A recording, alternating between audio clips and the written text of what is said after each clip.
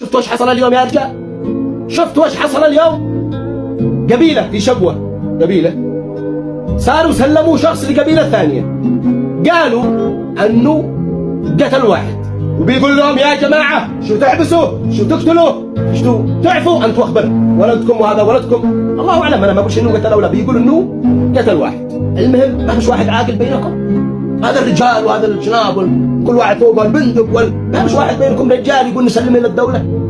ما فيش واحد بينكم يقول له ناخذ حقنا بشرع الله؟ بالله عليك تاخذ ثارك من شخص مقيد، وخذ ثارك من شخص مقيدنه سلموه لك تسليم.